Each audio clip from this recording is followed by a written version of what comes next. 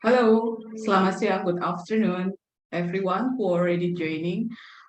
While we are waiting for anyone, more people to join, probably those who already joined, please you can use the chat box to probably introduce yourself. Selamat datang yang sudah bergabung di dalam webinar kita pada hari ini. Bagi yang sudah bergabung sambil menunggu yang lain, barangkali bisa menggunakan chatbox untuk memperkenalkan.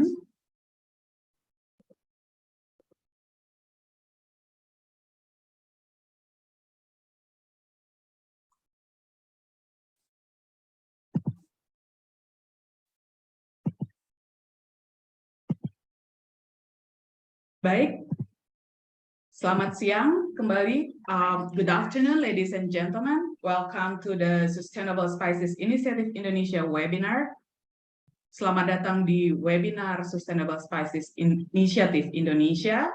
Sebelum kita mulai, saya ingin menginformasikan untuk para peserta yang ingin mengikuti webinar ini dalam bahasa Indonesia, silahkan mengaktifkan fungsi interpreter dan memilih bahasa Indonesia pada icon yang terdapat di bagian bawah sebelah kanan layar Anda, dan silahkan pilih channel Indonesia.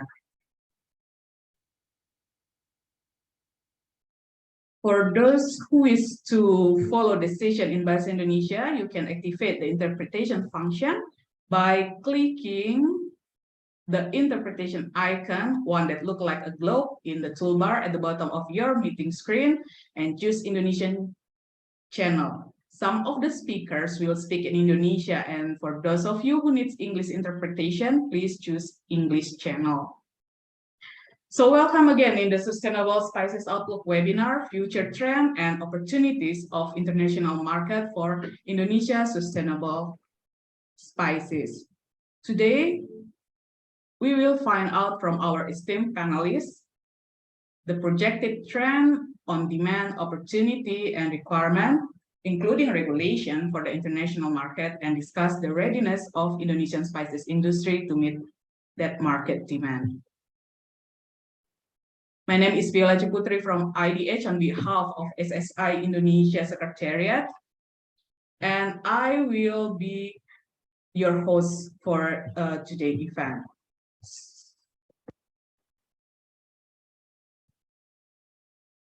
Before we start our session, I would like to inform that this session is being recorded. And for those who wish to get certificate of participation of this event, please fill in our feedback survey later at the end of this session. Please make sure you write down correct name and also correct email address. If you have any question during the presentation, please share it through the Q&A box, either in English or in Bahasa Indonesia, and our team will relay your question. Please do not wait until the end of the presentation, otherwise maybe you will forget. Please also write down your affiliation if you wish. So without further ado, I would like to invite Bapak Nalwandro Simanjuntak, Chairman of Sustainable Spices Initiative Indonesia, to open and set the scene of our session today. Pak Andro, the screen is yours.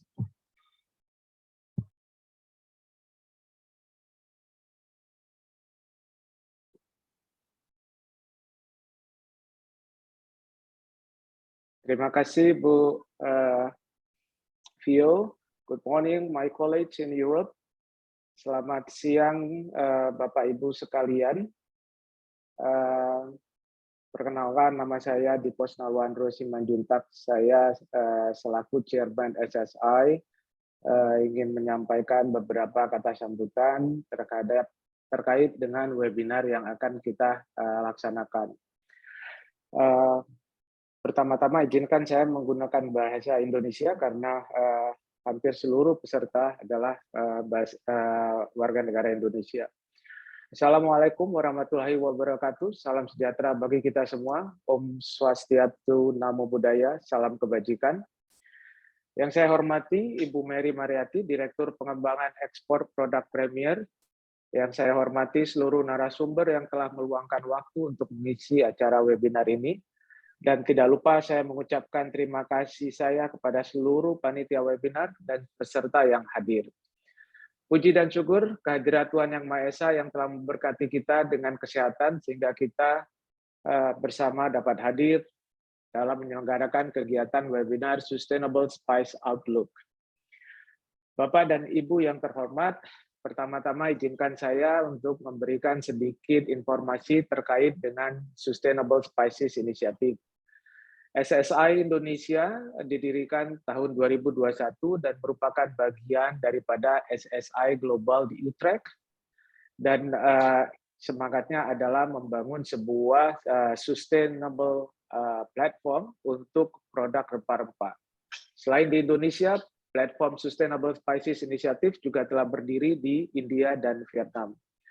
Kehadiran SSI Indonesia bertujuan untuk mendorong seluruh pemangku kepentingan di Indonesia, khususnya dalam bidang rempah-rempah, untuk mulai memperhatikan aspek-aspek sustainable keberlanjutan dalam praktek-praktek produksi rempah-rempah, mulai dari hulu hingga ke hilir. Saat ini, SSI Indonesia telah memiliki anggota yang berasal dari berbagai kalangan entitas, seperti perusahaan-perusahaan eksportir rempah-rempah, LSM, kemudian laboratorium, dan juga lembaga pendidikan. Dan hal ini juga sebagaimana terjadi pada SSI Global yang memiliki anggota dari berbagai institusi yang berbeda. Bapak Ibu sekalian, saat ini dunia sudah mulai bergerak ke arah yang lebih baik dalam hal lebih sustainable atau memperhatikan hal-hal yang berkelanjutan, terutama kita bicara pasar-pasar di Eropa dan di Amerika. Nah, sebagai respon terhadap permasalahan-permasalahan kerusakan lingkungan dan ketimpangan sosial yang terjadi selama ini. Oleh sebab itu, dalam mendorong terbangunnya praktek-praktek sustainable dalam sektor rempah-rempah, SSI Indonesia sebagai sebuah platform memiliki beberapa program. Ada 3 pilar program SSI. Yang pertama adalah meningkatkan dampak sosial bagi petani-petani rempah-rempah, kemudian meningkatkan praktek budidaya sesuai dengan GAP dan juga ramah lingkungan.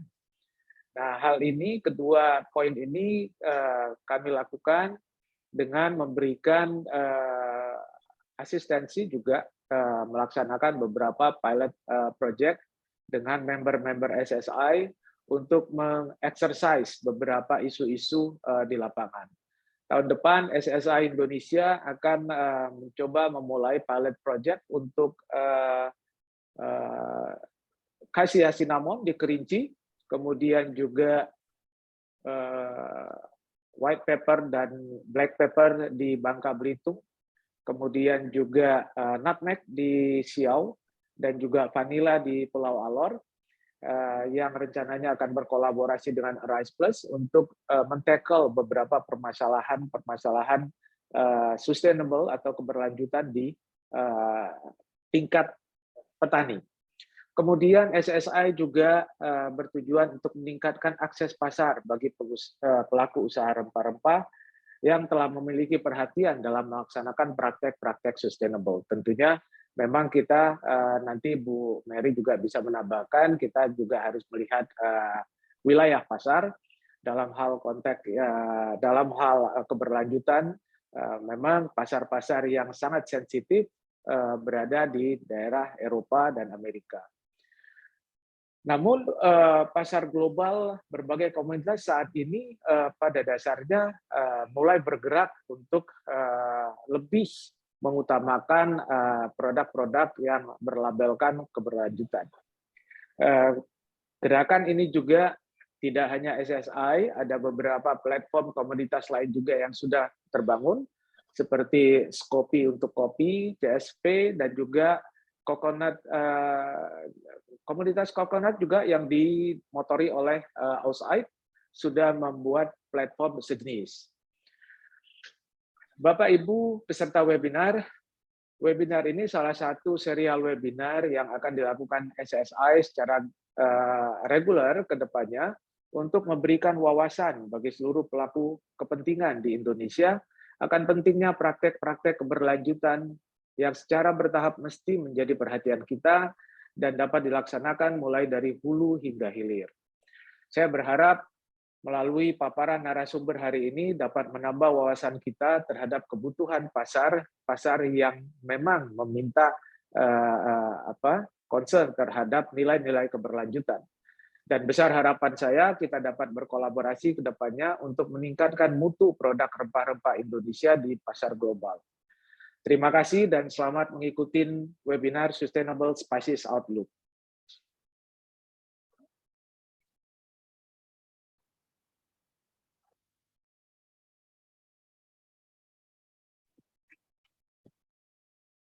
Thank you, Pak Andro, for introducing SSI Indonesia and its role in Indonesian spices sector. Now, I would like to invite Ibu Mary Mariati, MSc, the Director of Primary Product Export Development, that representing Director General of National Export Development, Indonesian Ministry of Trade, and to give her keynote speech. Ibu Mary, the screen is yours. Thank you, terima kasih Ibu Putri. Saya juga akan menggunakan bahasa Indonesia. Bapak dan Ibu sekalian, terima kasih. Selamat siang, Assalamualaikum warahmatullahi wabarakatuh.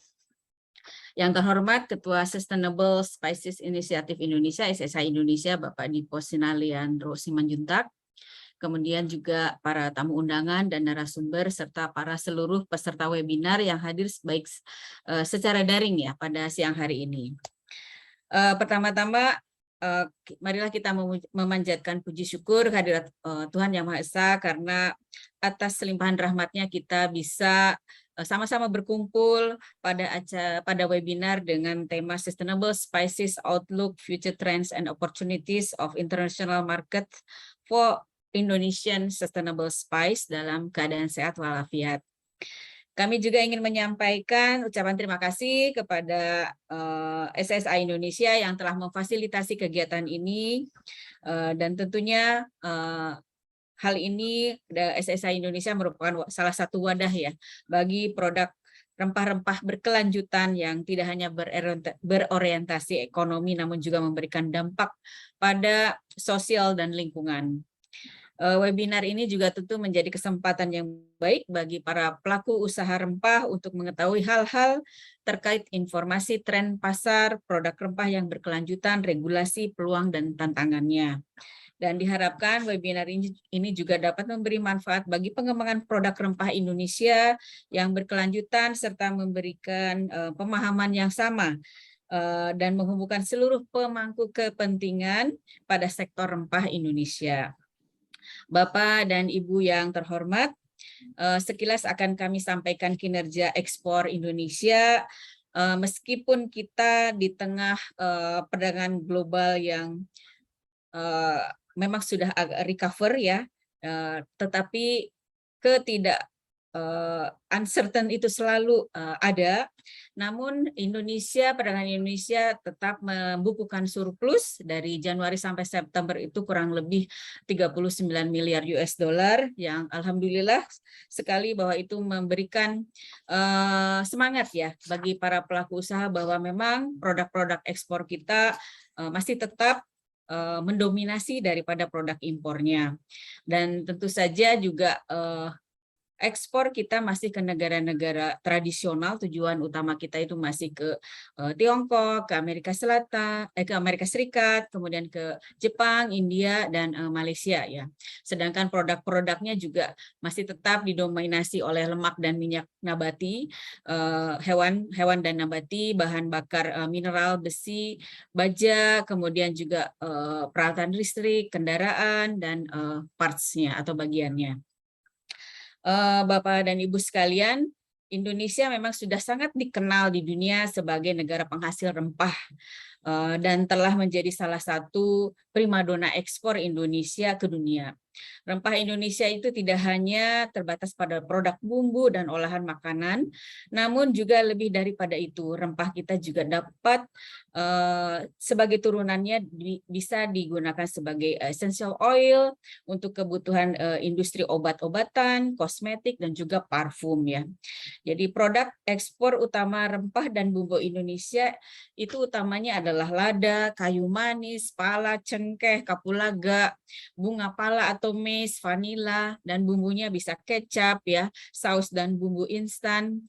Nah, pangsa pasar ini produk-produk unggulan ini mencapai 96% dari total ekspor rempah Indonesia keseluruhan. Dengan negara-negara tujuannya adalah ke Amerika Serikat, ke Tiongkok, Saudi Arabia, Vietnam, India, Belanda, Nigeria, Jepang, Jerman, dan Mesir. Itu adalah negara-negara utama yang biasa kita ekspor produk rempah maupun bumbu. Nah, untuk sebagai gambaran juga di masa pandemi ini juga di tahun 2020 ekspor kita naik, sedangkan di 2021 ada kontraksi sedikit sampai dengan sekarang. Kalau sekarang ini nilai ekspor kita dari Januari sampai Agustus itu mencapai 598,59 juta dolar. Sebetulnya turun 6,6% dari tahun lalu. Mudah-mudahan tahun ini kita bisa genjot lagi ya supaya kurang lebih sama, at least sama dengan tahun-tahun kemarin. Kemudian juga Bapak dan Ibu sekalian, mungkin ada beberapa hal juga yang harus diperhatikan untuk ekspor bumbu dan rempah Indonesia, bahwa Indonesia juga dikenal dengan mother of spices ya di dunia. Permintaan global juga terus meningkat ya, kecenderungan pola konsumsi makanan sehat dan organik juga, kemudian permintaan terhadap industri kosmetik dan juga obat herbal ya. Selain itu juga tentunya kendala-kendala ini harus bisa dalam proses bisnis harus bisa diminimalisir oleh pihak stakeholder dan harus ditangani secara bersama. Mulai dari pasca panen, mulai daripada hal-hal yang kiranya menjadi hambatan di negara-negara tujuan ya, seperti adanya kontaminasi aflatoksin lah ditemukan di beberapa negara misalkan ya. Nah, kemudian juga pasar global Uni Eropa juga sangat mengutamakan keamanan pangan, ketepatan informasi pada kemasan labeling dan juga pemenuhan ambang batas level residu. Itu juga sangat diperhatikan dari segi-segi kualitas. Tentunya sertifikasi juga tentu menjadi satu hal yang memang itu menjadi fundamen ya bagi Ibu dan Bapak sekalian untuk ekspor rempah. Mungkin sekilas saya menyampaikan bahwa pemerintah juga sekarang ini kan sedang menggalakkan untuk Indonesia Spice of the World ya, atau ISUTW ya istilahnya gitu, yang digagas oleh Kemenko Marves, dan itu program kolaboratif ini menjadi tugas dari semua pemangku kepentingan untuk mempromosikan bukan saja rempah tapi kuliner Indonesia ya sebagai lebih luasnya lagi, guna mencapai ekspor rempah bumbu sebesar 2 miliar US dollar di tahun 2024 dan juga mengaktifasi sebanyak 4.000 restoran Indonesia di mancanegara di tahun 2024 ini. Tentunya juga beserta mengangkat produk rempah dan bumbu makanan merek lokal Indonesia. Dan juga menjadi sebagai informasi juga ada 5 jenis masakan juga yang diakui dan dijadikan lokomotif kuliner Nusantara, yaitu rendang, nasi goreng, soto, sate, dan gado-gado. Tentunya ini juga memang komposisi rempahnya juga luar biasa dari memperkaya rasa dari produk-produk demikian, dan ini juga menjadi target dari program dari Indonesia Spice of the World juga. Dan penguatan ekosistem berkelanjutan ini dan bernilai ekonomi melalui rantai pasok dan dari hulu ke hilir merupakan bagian yang tidak terpisahkan dalam program ini. Dan strategi berkelanjutan ketersediaan tanaman rempah dan industri bumbu juga dilakukan untuk memenuhi kebutuhan pasar global dan Nusantara. Jadi tentunya event ini sangat baik untuk bisa kita sama-sama semua stakeholder sama-sama untuk membenahi ya apa saja yang harus dilakukan supaya sustainabilitas dari atau keberlanjutan dari spices Indonesia ke baik untuk ekspor maupun di dalam negeri itu tetap bisa diperbesar kembali. Nah, untuk Indonesia Spice Up the World ini sudah di-launching di 2020 pada Dubai Expo, ya World Expo, dan tentunya banyak program yang sudah dibuat. Tentunya ini bekerja sama dengan GAPMI, yaitu Gabungan Produsen Makanan dan Minuman Indonesia, GAPMI, dan juga kiranya strategi apa saja yang dilakukan dari setiap pemangku kepentingan dari setiap kementerian dan lembaga itu menjadi PR bersama yang harus dilakukan bagi meningkatkan ekspor rempah-rempah kita. Yang menjadi prioritasnya adalah lada, kayu manis, pala, cengkeh, kapulaga, bunga pala, vanila, kecap, saus, dan bumbu instan. Nah, itu juga fokus negaranya juga sudah dipilih, ada 10 negara plus 10 negara prioritas plus negara Afrika. Nah, itulah yang menjadi target produk-produk rempah yang akan didorong ekspornya dalam program ini. Dan juga hal-hal lainnya tentunya banyak program dan kami juga dari Kementerian Perdagangan juga mensupport dalam segi pameran, misi dagang maupun bisnis matching. Jadi dari pameran-pameran tahun ini sudah kita lakukan ada beberapa bekerja sama dengan Trade Attaché dan juga ITPC, Indonesia Trade Promotion Center, karena kita ada 46 perwakilan perdagangan yang ada di dunia yang sama-sama juga melakukan melakukan promosi untuk produk rempah dan juga bumbu ke dunia. Jadi ada dari Dubai itu mereka mengikuti pameran Gulf Food, ada juga yang mengikuti acara business matching untuk beberapa ITPC, kemudian juga dalam kemarin juga di Trade Expo Indonesia juga kita memfasilitasi untuk 17 pelaku usaha. Kemudian juga dalam waktu dekat kita akan lakukan OIC Halal Expo di Istanbul, Turki, dan juga Food Africa di Kairo, Mesir. Mungkin itu kurang lebih, dan ya Bapak dan Ibu sekalian, akhir kata sekali lagi kami mengucapkan terima kasih atas perhatian Ibu dan Bapak sekalian. Selamat mengikuti webinar ini, semoga memberikan manfaat bagi pengembangan produk rempah Indonesia yang berkelanjutan. Terima kasih, selamat siang. Assalamualaikum warahmatullahi wabarakatuh. Waalaikumsalam warahmatullahi wabarakatuh. Thank you, Ibu Mary, for the insight of the spices export from Indonesia and also the program of the Spice Up the World. Our webinar today will be moderated by Bapak Fitrian Ardiansa, Chairman of Yayasan Inisiatif Dagang Hijau. And joining us today are Gustavo Ferro, lead researcher of Spices and Herb Market.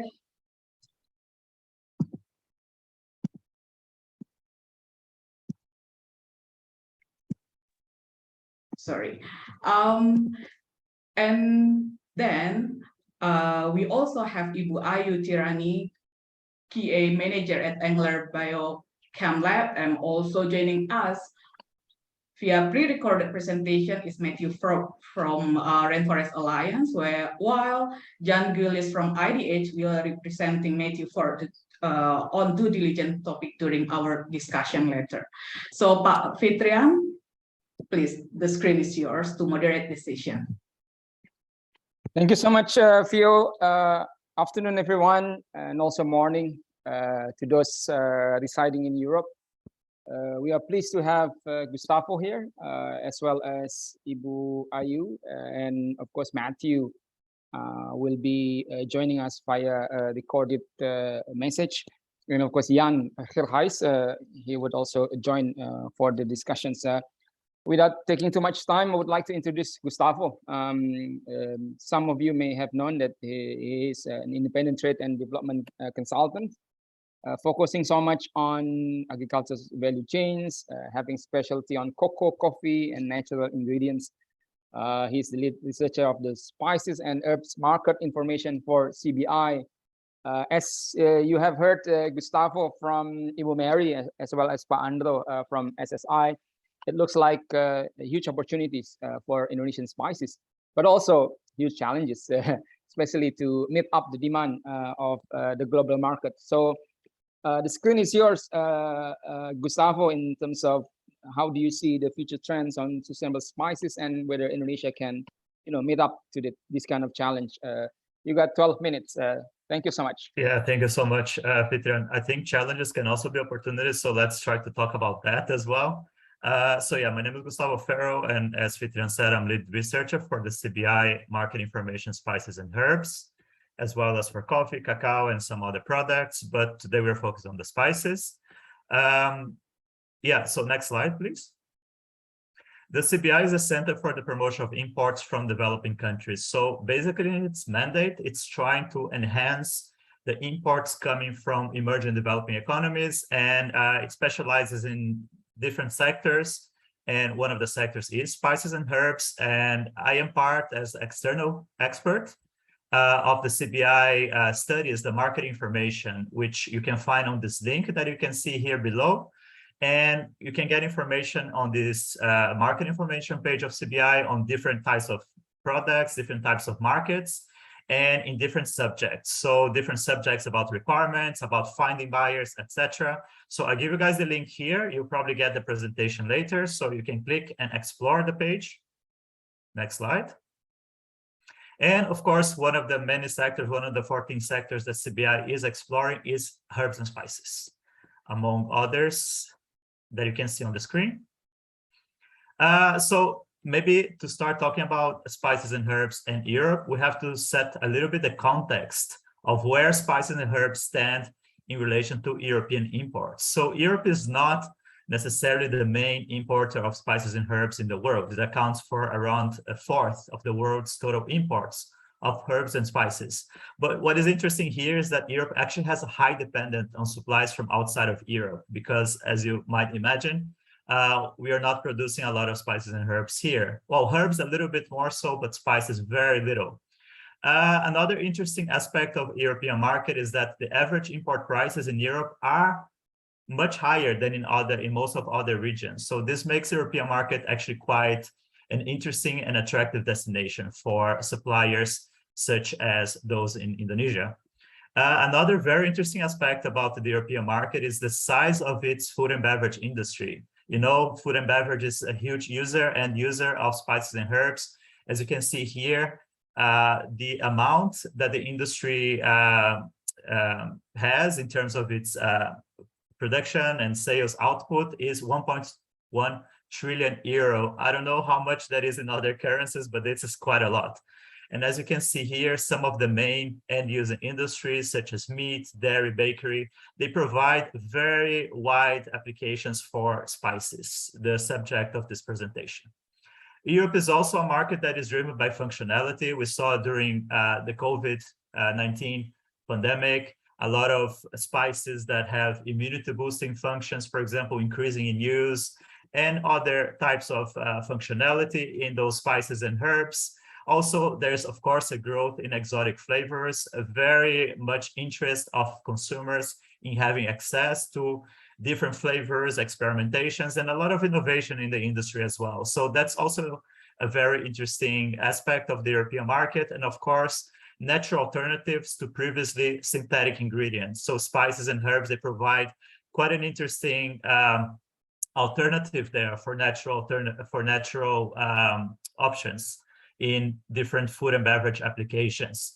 And another interesting thing is health, because spices, they have the potential to replace some of the salt and sugar applications in the sector. And when I talk about European market, it's hard not to touch upon sustainability. So when you talk about all these issues, when you talk about trends, you inevitably start talking about sustainability. So maybe let's break it down in the next slides as to what it means.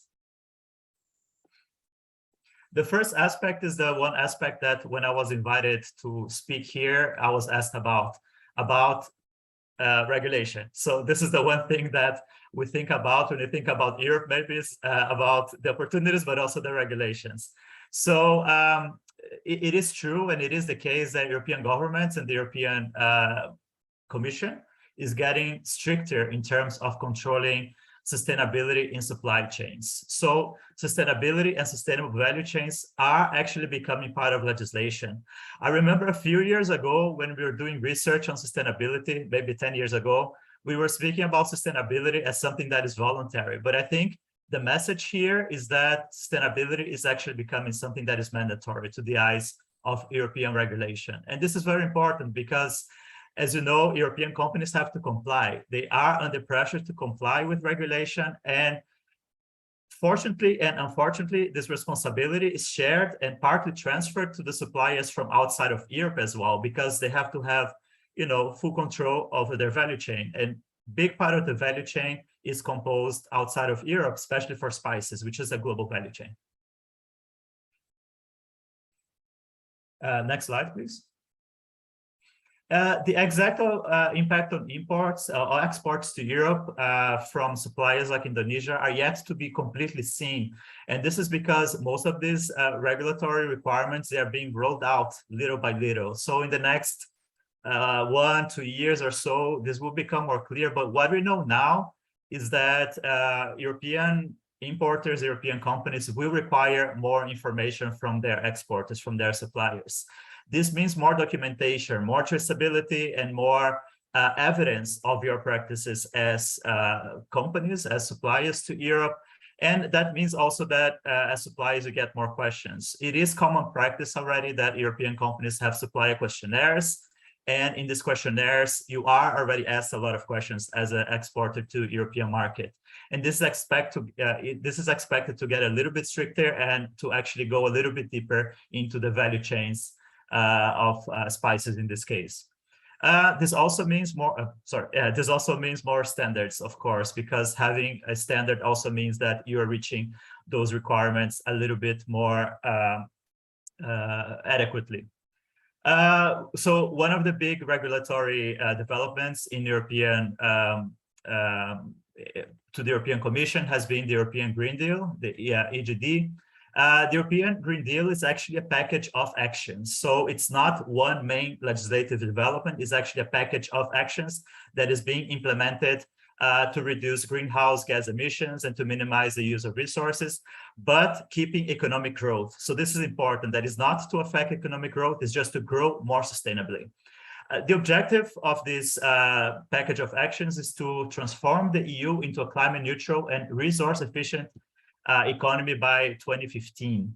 And actually, this package of actions is being translated into policies. And I think for you guys, one of the main policies here is the farm to fork strategy, which is actually to reduce the impact of the EU food system in terms of climate, biodiversity, and fair payment, for example. So it has specific goals related to reduction of pesticides, reduction of fertilizers, and also increase in organic land.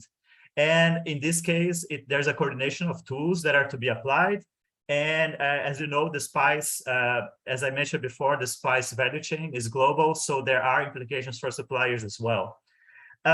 This means higher standards, as I said before. It means more information on production steps, and it means change to sustainability models that are applied in the countries of origin. So this might sound like a lot of challenges, but it also creates a lot of opportunities for alliances.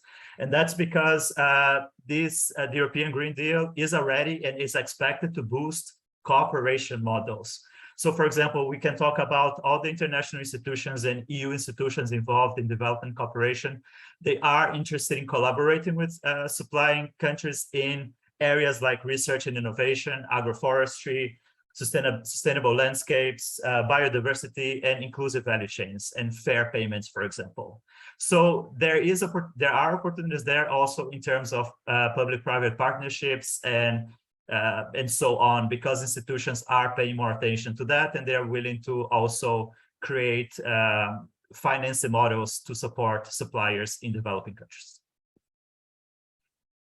The EU Diligence Act, as I understand, will be addressed more extensively in one of the next presentations, but just to touch it upon slightly, the EU Diligence Act basically looks at EU companies and companies supplying to the EU market being more responsible towards their prevention of harm to human rights, the environment, and respect to good governance principles.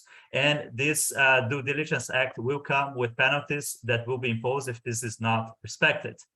There are several instruments to comply, and there are several instruments that are expected to be applied by companies in terms of compliance.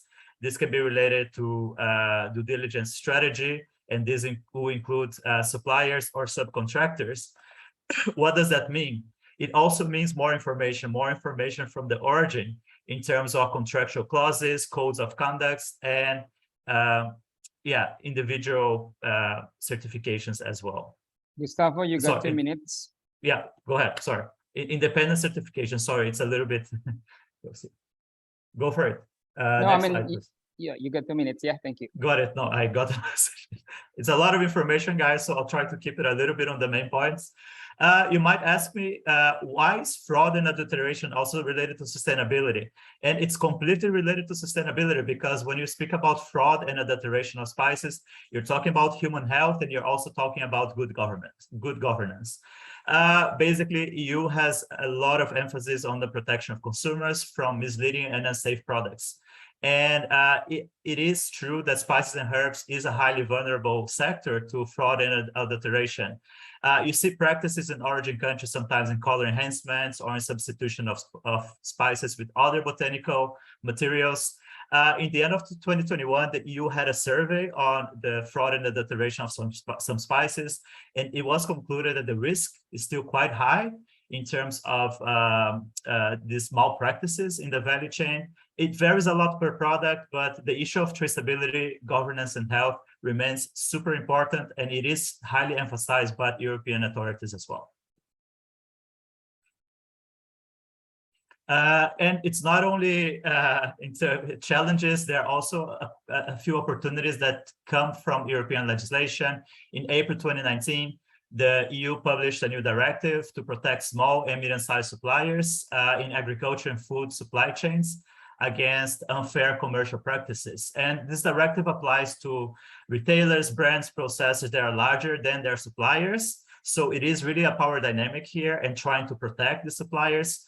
And this applies to companies based in the EU or purchasing from EU suppliers. So what is interesting here is that this will be rolled out at national level.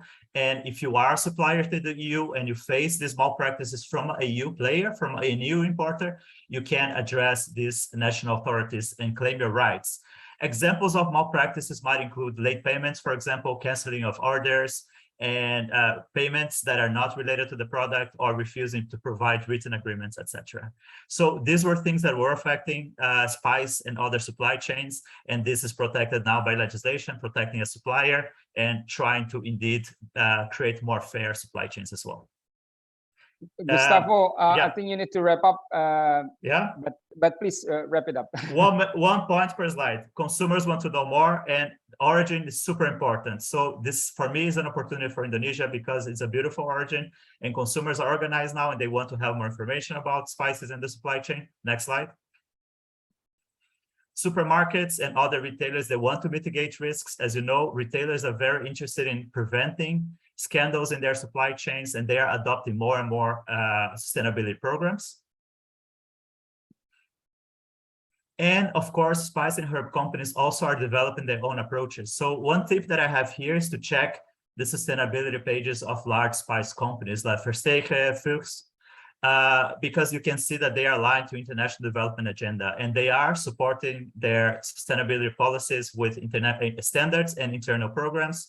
Some of the main subjects here are partnerships with producers, transparency and traceability, authenticity, technical assistance, respect for human rights, decent working conditions, carbon neutrality, agroforestry.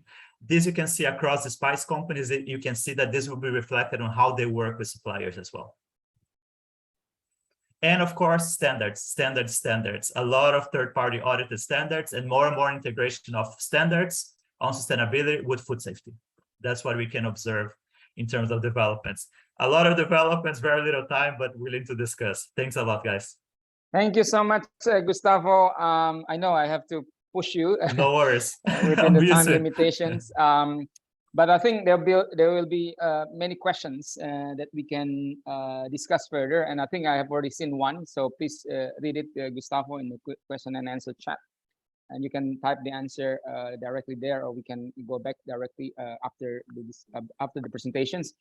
And to the audience, as you have heard from Gustavo, plenty of opportunities in addition to challenges related to regulations from Europe, and also opportunity to having partnerships. But we have to go to Ibu Ayu Tirani to also share with us about our capacity in meeting up to the market or global demand coming from Europe and others. Ibu Ayu, please share your experience and also your thoughts in 12 minutes. Okay, thank you, Pak Fitrian. Okay, everybody, thank you for the time and the opportunity given to me. My name is Ayu Tirani, but you can call me Rani, and I work as a quality manager at PT Angler Biochem Lab, a food and feed laboratory located in Surabaya, East Java, Indonesia. Today, I'm going to present you the role of the laboratory for supporting the compliance of quality safety standard for export of spices product. In this presentation, I will give you our insight, our own perspective as a private laboratory. So we all already know that Indonesia has a lot of opportunity to become a world spice supplier, because Indonesia is known as the mother of the spices. Next, Pak Fitrian, please. But actually we have also a great opportunity, because there are so many untapped market opportunity in the especially in European Union. And then of course, next please. Of course, if we want to compete with other country, we have to provide spices that comply with national or international standards. Here's I show you several national standards and also international standards. So for several spices, and also if our target is European market, we have to comply with Commission direction, Commission regulation or AU regarding MRL.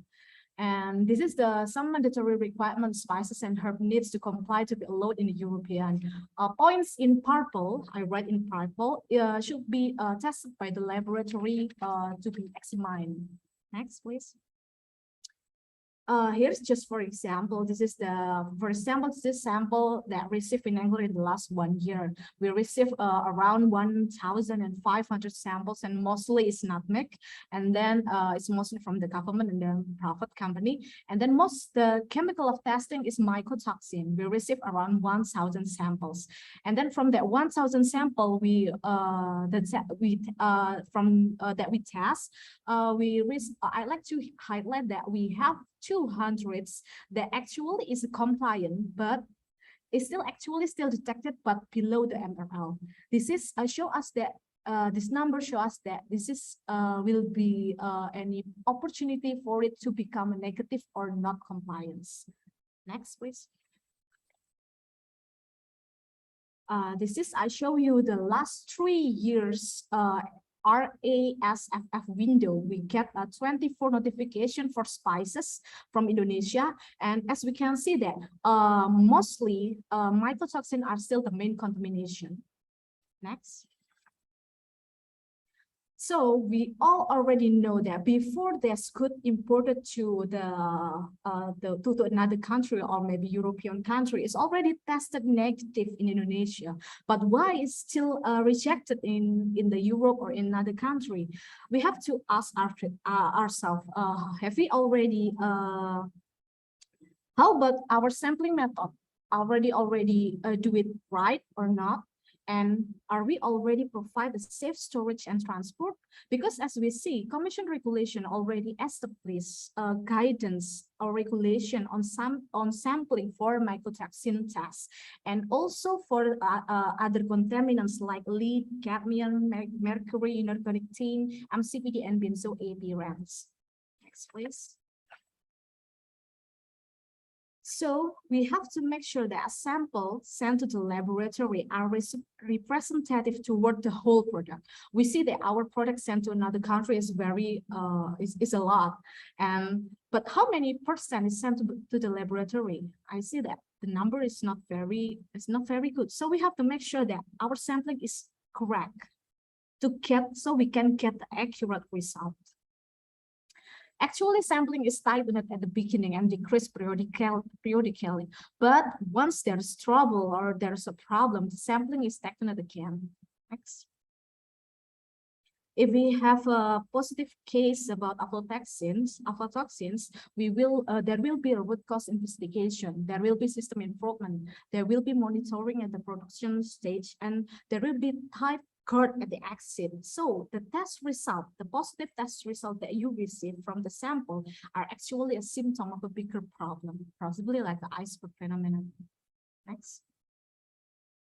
In here, in this risk and uncertainty graph, we can see that sampling plays a big role to the result of analysis, followed by sample preparation and analysis. Next. So we have so as a laboratory, we have to make sure that we chose the right sample preparation and analysis to get the accurate result. This is one of example for the testing of mycotoxin. Commission decision already state that you can use ELISA for a screening method, but you cannot use it for confirmatory method. You have to use either HPLC fluorescence or LC-MS. So as a laboratory, we have to select the appropriate method. Next. In the last 2 years, ethylene oxide present a new emerging food safety issue. The finding of high concentration of EO in the same seed triggered a wave of demand for the analysis in food, in other foods, just like instant noodles, because we know that instant noodle has a spice in it. So as a laboratory, we have to keep up with the new issues like this. We have to do development, we have to do validation, so we can be sure that we can test this new contaminant or some new issue like this. Angler itself already test several samples, spices, ice cream, instant noodles, and others, but the result come back negative or not detected. Next. Actually, if we look it up, ethylene oxide can be tested by HSPIS GCFID and HSPIS GCMS. But we have to mind of its metabolites, just like 2-chloroethanols, because the MRL already says that ethylene oxides must be tested all together with 2-chloroethanol as expressed as ethylene oxide. So we have to test proof. Next. So in doing research, development, validation, a lab needs to consider extraction technique and equipment. Of course, we want to do less complicated sample preparation because it is the cost is cheaper, and then the result is good, and then it is quick. But not all sample can be done like that, because some of sample has a high interference, high metric effect, just like spices. So we do not have choice but to use more complicated sample preparation. But of course, because it is complicated, it is a bit costly than the others. And then we also have to mindful of the limits like MRL. MRL nowadays tends to be lower and lower. And then it demands more advanced equipment that have higher sensitivity, higher selectivity, but the investment will be going higher too. So it leads us to a reasonable cost. Next, please. Actually, laboratory testing in Indonesia is a lot. It's more than 1,000 accredited lab throughout Indonesia. But we have to make sure that that lab has the capabilities for residue analysis. And I think that it's a bit difficult to find labs that doing that. So I think that the needs is greater than the provider itself. Next, please. So if we already found the laboratory that can test residue analysis, how do we choose them? We have to make sure that the laboratory implement quality assurance system. What is quality assurance system? It's mean that the laboratory do a method validation. The laboratory has to do proficiency tests, and then the laboratory has to be accredited. Once the laboratory is being accredited, we have to check the scope of analysis, scope of parameters. We have to check that they have the commodity, the analyte, and the method that we want. So I know that it will be a bit tricky to search for a lab that have all that qualification, especially for the emerging new issue like AO, because we have to catch the timeline. We need to do verification. We need to do a validation. We need to research the method. We have to make sure that method is stable and we can test them. And then the accreditation itself is not a simple process. It needs around 3 or 6 months to complete. So I understand that it will be a bit hard to find laboratories like that. And then next. We also need to make sure that our test reports of our goods have a ILAC MRA logo, because it's very beneficial to us. Why? Because with this logo, we can achieve international recognition, allowing our test result to be easily accepted in overseas markets. This logo will reduce or even eliminates the needs of the goods to be retested or re-inspected in another country. So it's very beneficial to us. But I have to note that ILAC MRA is about laboratory test result, not about how to take action on the test result. So if you have a positive, maybe a positive on aflatoxin test, this is not about how to deal with it. It's strictly about lab you get test 2 result. minutes. Thank you. Okay. Already finished, Pak Fitrian. I will be ending my presentation here. Next slide is further reading. If you receive the presentation, if you want to look it up, you can click the link. I hope my presentation will be beneficial to you. So thank you.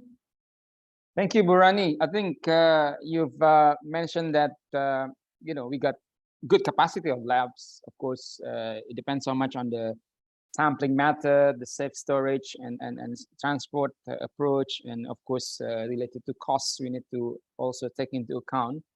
But I do hope that there are other questions coming in so that we can discuss further about this kind of challenges and opportunity to meet the standard and the requirement coming from the global market. Thank you so much, Ibu Rani, who is from Angler Biochem Lab as a QA manager. So I'll give now the floor or the screen to Matthew Ford.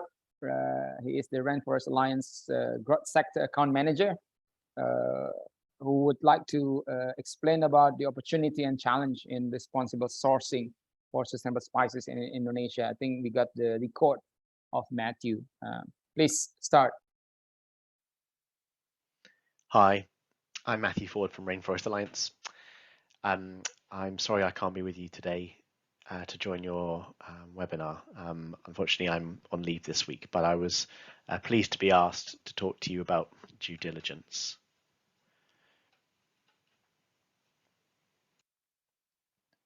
I am the co-chair of the SSI Standards Committee. I work closely with Gabriel, who is the formal chair. We work together to ensure that the certifications and other standards that SSI recognizes help to achieve SSI's aims and ambitions.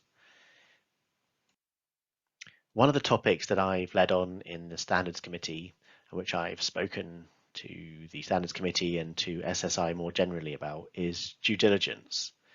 Due diligence is a very topical issue, and we're seeing a lot of legislation around Europe and increasingly in the US and elsewhere as a means to promote, provoke, and require companies to undertake risk assessment. And in this webinar, what I wanted to do was talk to you about what due diligence is, what it's not, and how Rainforest Alliance sees it. The due diligence principles have been around for a long, long time. We certainly saw the idea of due diligence talked about in the UN's guiding principles on business and human rights. And we also saw it in the OECD guidelines on multinational enterprises. And both of these talk about the importance of companies recognizing their duty to protect human rights, to respect and act and remedy where human rights abuses have occurred. Later on in the presentation, I want to show to you how you can implement due diligence using the OECD guidelines and this 6-step process. I wanted to start by talking about what due diligence is and isn't. And for many of the companies I've spoken to, as a consultant before I joined the Rainforest Alliance or since I've joined Rainforest Alliance, I think there's some confusion about or some disagreement about what due diligence is and isn't. For many, people confuse due diligence and certification, or they confuse due diligence with their strategy. And what I wanted to talk about was companies need to set out their own sustainability strategy. This is built around their values and their principles. It sets out what they want to do on climate change and on environmental and social issues more widely. Due diligence is a way of undertaking a risk assessment on your particularly agricultural and forestry commodities to understand what the risks are associated with the purchases of those goods. And it's a way of thinking about where your greatest risks lie and which ones need action on and which risks don't need mitigation. And one of the approaches that you can take to address some of those risks is certification. Certainly, certification is a means for also minimizing the risks and also addressing those risks. But due diligence and certification aren't the same thing, and having certification doesn't mean you don't need to do due diligence. So a little later, I want to give you an example of how Rainforest Alliance, for instance, and how indeed other certifications could be used to meet your due diligence regulations. But I think it's important to clarify due diligence as a concept and due diligence as a legislation are two different things. The idea of due diligence, as I explained earlier, has been around for a long time, but more recently, the EU governments in particular have decided that mandating due diligence as a concept is a way of nudging companies to do this kind of risk assessment, to think about where their impacts are. So just to be clear, due diligence isn't only a legislative requirement, it's also good practice, and it really can be a fundamental way of understanding what should or shouldn't be in your strategy and whether or not you'd undertake certification. So in many ways, the three parts can inform each other. I wanted to spend the next 2 or 3 slides talking to you about some of the legislation that's coming out of Europe at this time, which is using due diligence, requiring due diligence, or which refers to due diligence. And they all define what due diligence is slightly differently in terms of its requirements, but there are many that are now referring to human rights and environmental due diligence in many different ways. And there are examples of due diligence which go slightly beyond that. As you can see in the diagram, there are examples where laws have been adopted. France, Germany, Norway, UK has a couple of adopted due diligence regulations on child labour, and they're looking at it for due diligence for forestry commodities and also from corporate sustainability. There's political processes underway across Europe. I'm going to talk about 2 of them in a moment. But many countries are doing their own individual domestic laws ahead of the EU-wide action that I'm going to talk to you about. And elsewhere, we're seeing many of the European countries, or at least the northern and the western EU countries, have started to see a lot more civil action. So civil societies are asking companies to be doing this kind of activity, to think about where their risks are. And this is one of the reasons that many of the governments are using this as a tool to drive improved practices around the world. And these laws, which are seeking companies to take on this action, aren't just looking for the risks that exist in their own country. They're looking to see where the risks are happening around the world and asking those companies to take some responsibility to identify where those risks are happening and go beyond just complying with the law, but also trying to ensure these risks, the impact of them are minimized. I wanted to introduce three regulations or directives that you may come across in the course of your business. There are many others that are starting to be legislated, as I just mentioned. I'm going to talk about two EU directives and the German Supply Chain Act, which will be coming in force imminently in the beginning of the year, beginning of next year. The two EU directives that I'll talk about are both going through the proposal stage at the moment.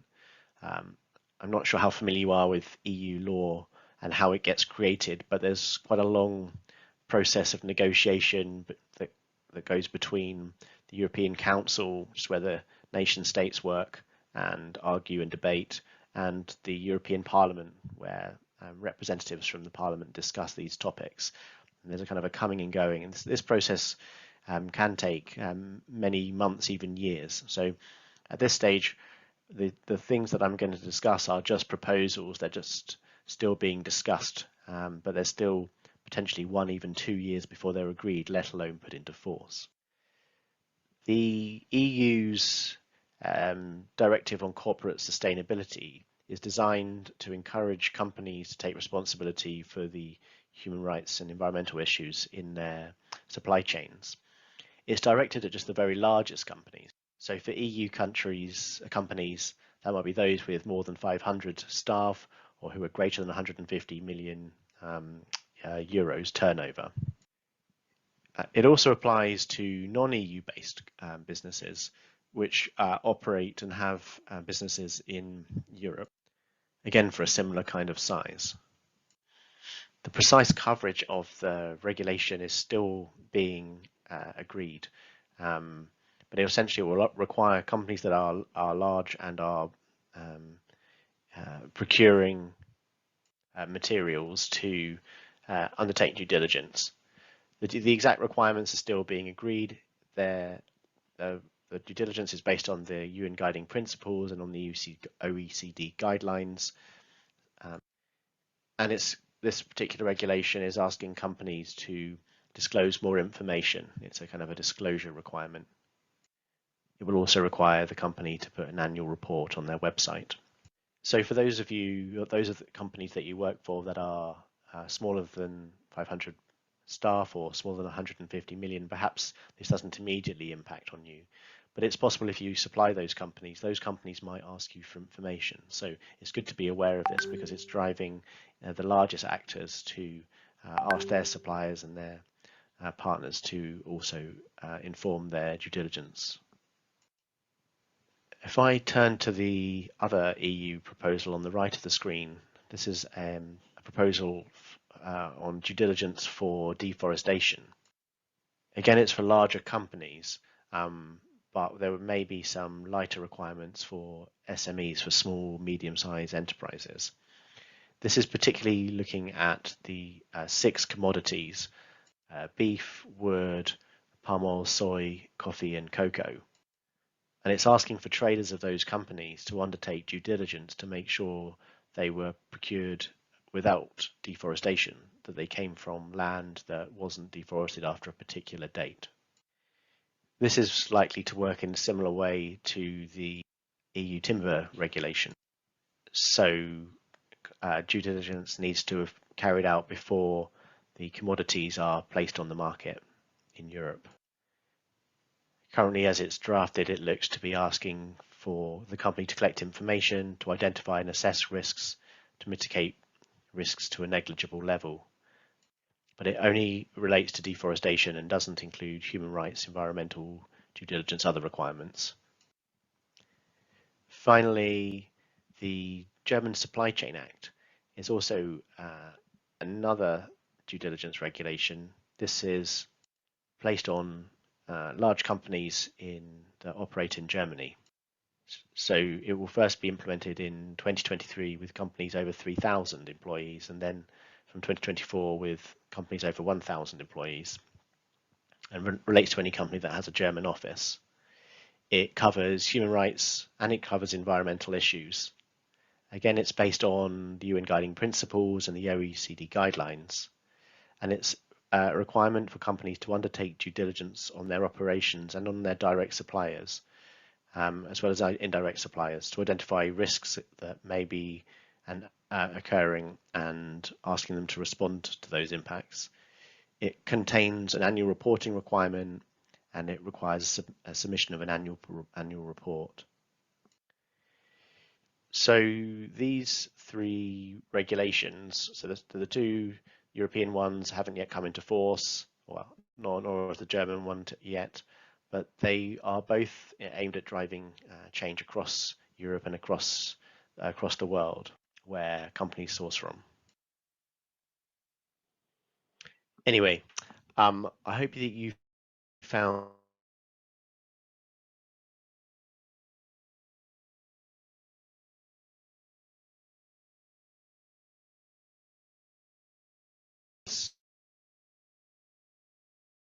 introduction due diligence inform their hearing. I'll ensure those are shared with you.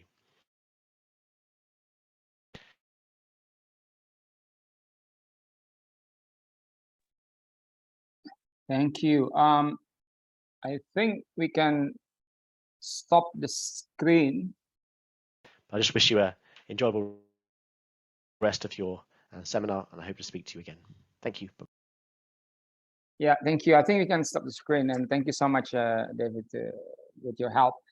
So, ladies and gentlemen, we are now entering the question and answer session and discussions. I think if there is a questions related to due diligence, Jan Gerhuis from SSI Global and IDH is keen enough to support, to answer or to respond to any questions. The questions that we got already, we got two, but while waiting for others, and of course, I'm encouraging other participants to share their question and answer, questions to the question and answer chat. Feel free, you can write in Bahasa Indonesia or English. I'll try my best to interpret and translate and share with the panelists. Gustavo, you have been kind enough to respond to the first questions, but maybe you can explain much more about how spices in general and also sustainable spices can also be used to support the reduction of deforestation or good forest governance and management in general. Please, Gustavo. Yeah, it's a very interesting question. And when I read these things, how can, value chains contribute? And I think we underestimate the power of businesses to contribute to the big sustainability goals. We see sometimes the big sustainability goals are something that cannot be operationalized, but I think the power is all in the hands of businesses in terms of working these value chains and sort of like reporting and kind of evidencing their contribution to those bigger goals. So that's why systematizing sustainability policies, etc., is super important, because then you can really see the impact of your actions. So when you do good, as the person who asked the question, good forest practices, and like when you prevent deforestation, I think these are ways that you can contribute to those bigger goals. And not only that, but for your business, it also means that you have, like a more sustainable business model in terms of existence as well, because you're creating resilience, you're creating income diversification, and you're also, of course, creating and perpetuating your position before an international buyer, because you will be subjected to stricter regulation as well in the long run. So it's both. Sometimes we talk about this kind of regulation as something that is imposed and restrictive, but I also see that as something that can provide the opportunity to contribute and to be ahead of your game. So this is the case with deforestation and any human rights issues, but I think deforestation is a good example here. Thank you, Gustavo. I think this can be also linked to the presentation of Matthew, in which we have Jan here. How do you see, Jan, the role of due diligence or whatever tools, translated from the regulations in Europe that can also help ensuring that forest protections or sustainability in general be achieved with these kind of things?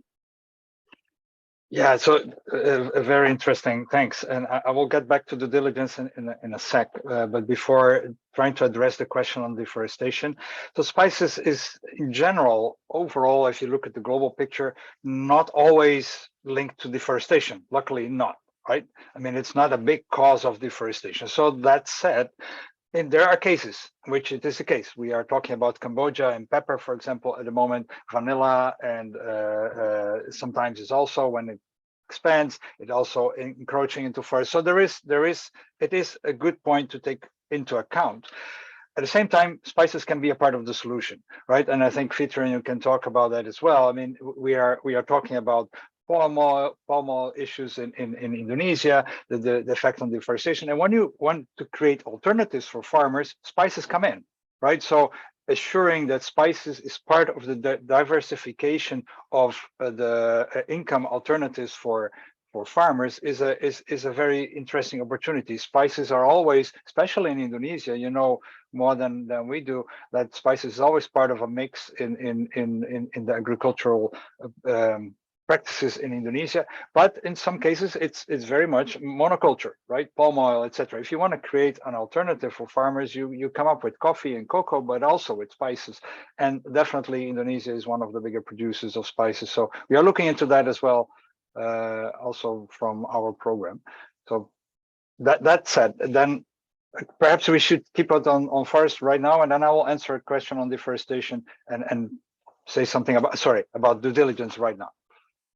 Okay, but before going to due diligence and before Yes. I also ask a question to Ibu Rani, the second questions in which it was written in Bahasa Indonesia basically reflects on what you just mentioned, Jan, in which that spices can be a good option to support forest protection, to support the livelihood of indigenous people. But most of the time, this type of spices is, people or organizations that work with indigenous people are mostly facing challenges to incorporate these spices into the supply chain, to get the certification, to get the licenses, to get whatever things that they can do to incorporate this as part of the value chains, from the government recognition, from the market, and so on. Maybe because the volume is there, maybe the quality is not yet, it's not yet there, and so on and so forth. Do you have any suggestions, to address this kind of challenges? And I think I will also poke Pa Andro after this to jump in to share his view. Please, Jan. Okay. Yeah. Well, professional and including. Especially when it's not the normal origin and you want to create something new, it takes time, right? It takes an investment, it takes time to build this up, and you will have to include all actors in the supply chain to make it work. And you will have to train them also on what the expectations are from a farmer's side, but also from a company side. And I think that's why SSI Indonesia has been created also, is to better understand what is needed, but also to support the SSI Indonesia members to make this change, right? To change, to be more professional, to have their traceability in order, and first of all address the food safety regulation systems, because that's all what Rani was talking about. The first thing that comes into mind is food safety in terms of regulation, but you also have, of course, to assure that you produce regularly, that you can respond to the demands of the buyers.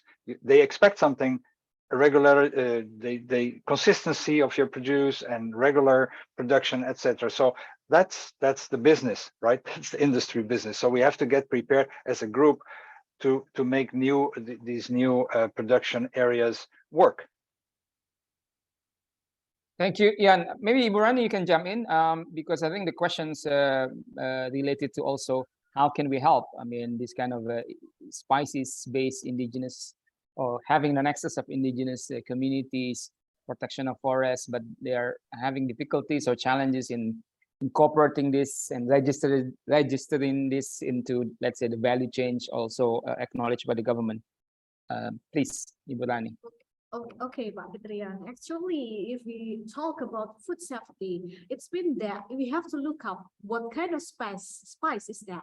If they are not commonly used by the people. Actually, if we use by ingenious people, it's mean they're not widely used by people in Indonesia. It will be hard to look up for the standards, national standards or international standards, because we usually the standards usually for spices that commonly used. So it's like not many for the uncommon spices like that. So if we cannot meet with the national standard or international standard, and then it will be depend on the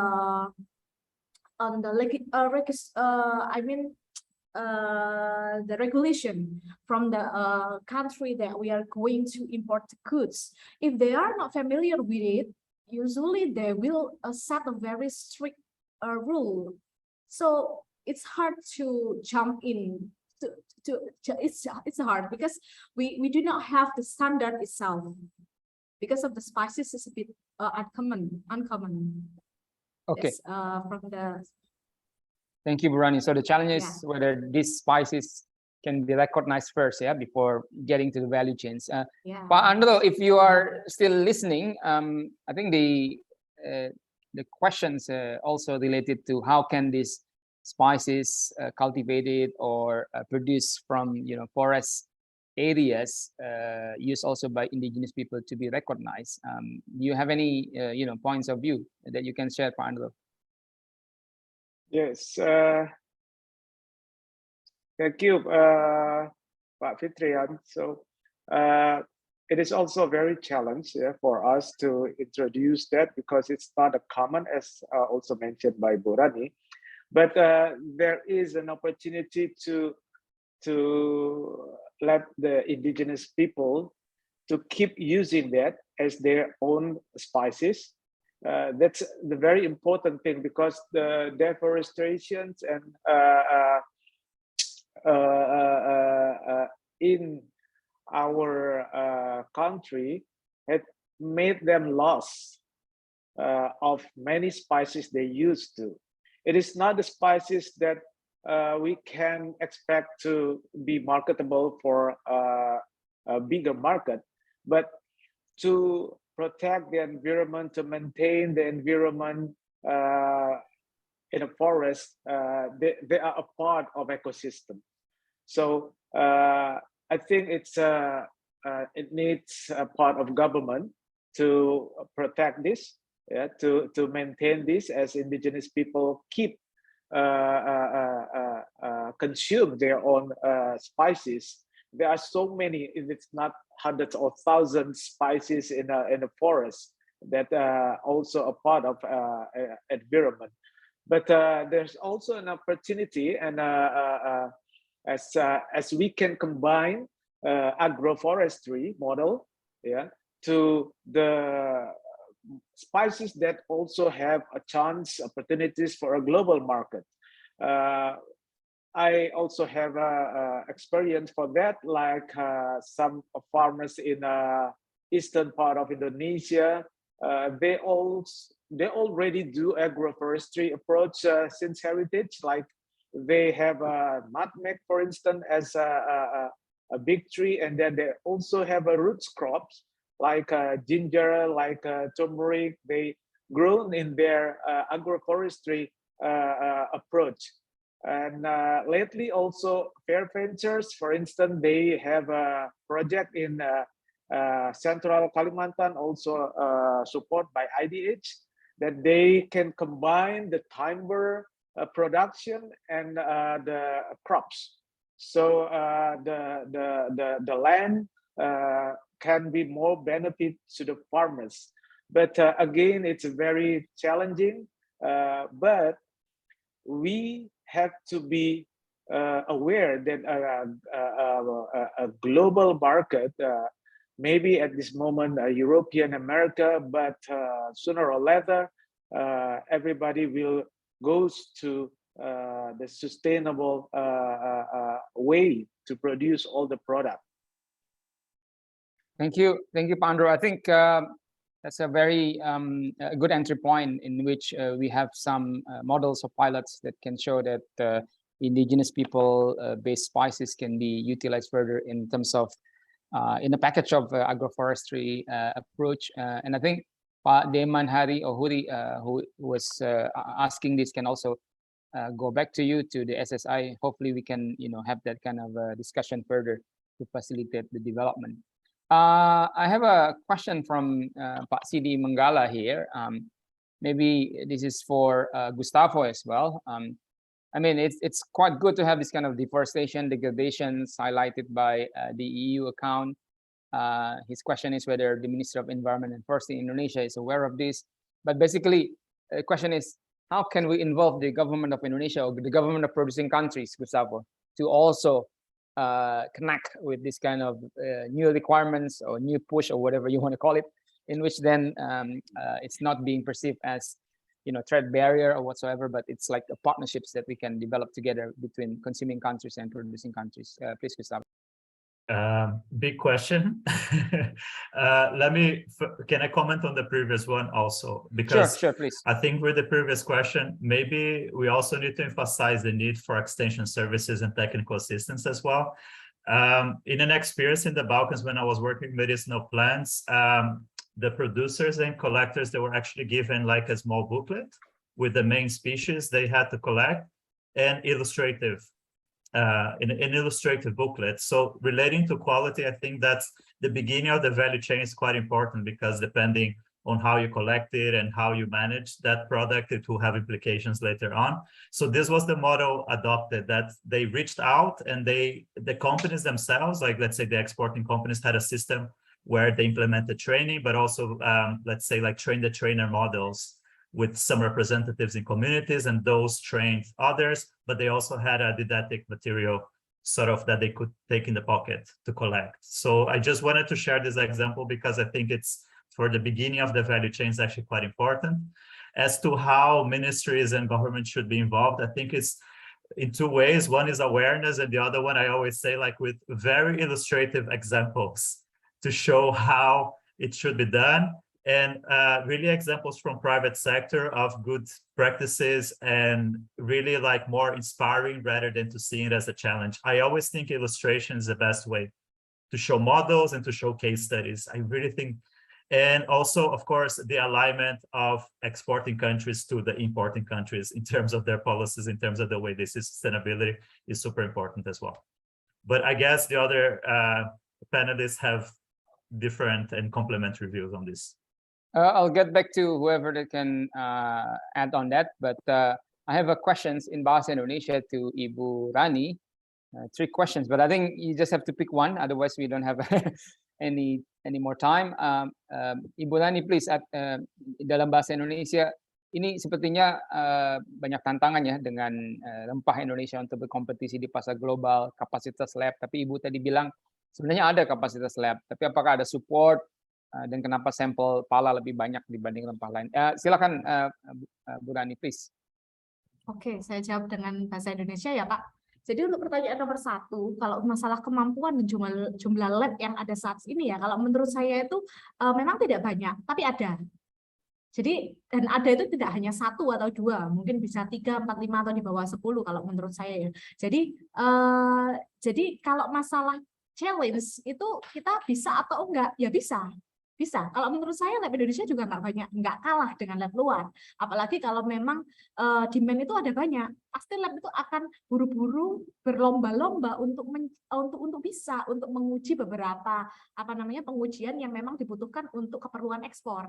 Gitu. Jadi kalau masalah kenapa kok lebih banyak salah satu jenis rempah daripada yang lain ya Pak ya. Kalau menurut saya itu juga tergantung dari demand dari luar negeri. Kalau seumpama memang di luar negeri memang butuhnya itu banyak di nutmeg, dan untuk rempah-rempah yang lain kalah dengan negara yang lain, kita pun akan masuk ke negara lain juga bakalan susah.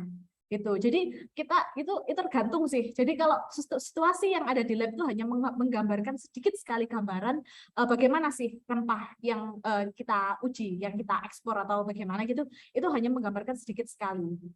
Gitu kalau menurut saya, Pak. Thank you, Bu Rani. I hope Ibu Linda the answers are sufficient.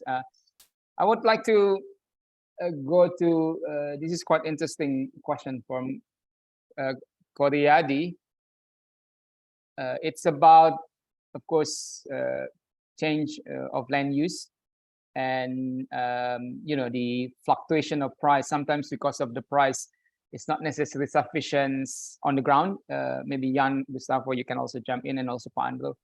And as a result, people change the commodities or the crops, and because of that, there's no continuation of sustainability. How can we approach this in a very cautious but also sustainable way? Because if the price is going down, of course, farmers will not see any benefit or any profit coming from spices or any other good commodities. And it's not only, I think, in spices, in many other crops, the issues are quite similar. Any thoughts, gentlemen? Who's going to? Okay, Jan, please. Yeah, so we have been dealing with this in different crops, right? And this is part of life of farmers, I would say, in the beginning, right? So we always, prices go up and down, and also in the industry. But I think lately I was involved and I am involved in the vanilla industry, and the fluctuations are extremely high there. And what you typically see is that farmers jump, or everyone jumps on things that price goes up, right? And it takes a time to produce vanilla. It takes 3 years to start producing. And if you don't know where you're going into and what the dynamics are in the sector, then you might do a wrong bet, especially if you deroot other stuff and you transition that way. So I think one of the, not the solutions, it's always part of life. On the other hand, it's also something you can predict a bit more. So diversification, not betting on one horse only, is part of it, obviously. And the other one is trying to get good information in the market. So again, here, this is also a role for SSI Indonesia. Get better informed about the tendencies and the fluctuations in the sector. So if you look at the international conferences that on spices, they are always have good food crop reports. They are on top of the subject. They try to understand exactly what's going to happen next. So what is the dynamic? What is being produced globally, not only in Indonesia? So what happens in globally matters to Indonesia. If in another country there is a lot of production on pepper going on, it probably influences the pepper price. Right, so you have to get informed well, know your data, and participate in the global sectors.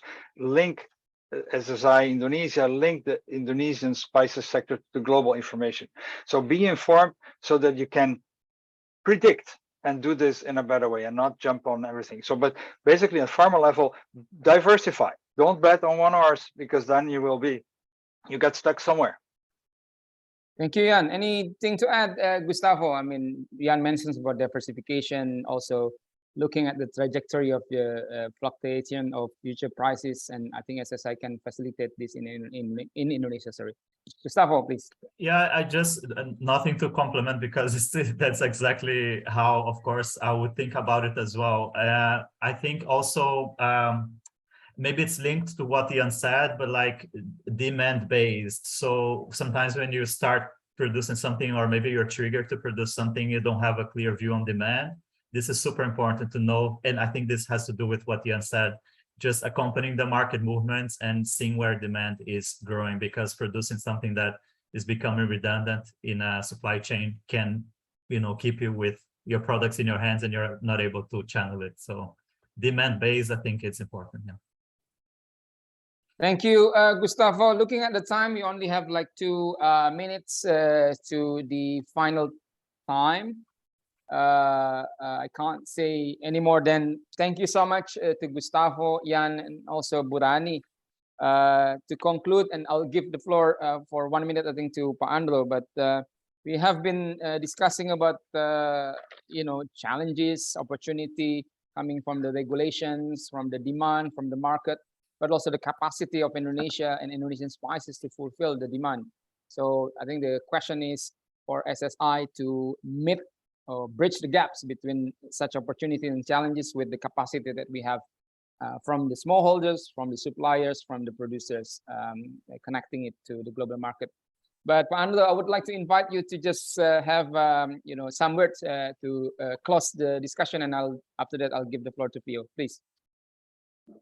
Thank you, Mas Fitri. So we are at the end of the webinar. So we hope this webinar gives some insight to all of us about what market will goes in the future. So again, this is both a challenge and also opportunities for all stakeholders in Indonesia. It is not an easy way, but this is the sustainable way. So I hope through this webinar, we improve our awareness about the sustainable aspect we have to catch up in the future, and also how we work together.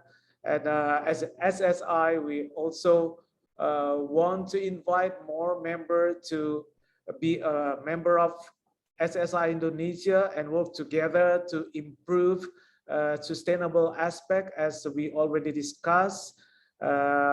We hope more and more stakeholders, and also we are working and still keep working with government in several sectors to encourage government also to start programming the sustainable project, for instance. And we also expect that we can collaborate with a global company in Europe to do a project, to do a program that can also connect it, the supply chains from the farm to the fork up to the and customer in Europe, for instance. And we expect this kind of project also be a model that we can encourage other stakeholders. I think this should be something we can we need to develop together among all stakeholders. And I hope this webinar will benefit all the participants and trigger the participants to work in a sustainable aspect in each of the product you are working with at this moment. Thank you. Thank you, Pandro, for closing this event, and thank you, panelists, Pak Fitrian, for very informative presentation and also discussion session. This is the end of our event today. We will send the link to the recording along with the presentation, and also you can see the link to short survey in the chat. Please do fill in the survey and also indicate whether you need the certificate of participation to this event. To learn more about SSI Indonesia, and if you are interested to become a member, please visit our website at sustainablespices.id or follow our Instagram, Twitter, YouTube, and LinkedIn for Sustainable Spices Indonesia. Thank you for your participation and see you on our next event. Stay healthy. Thank you, everyone. Thank you. Bye-bye. Take care.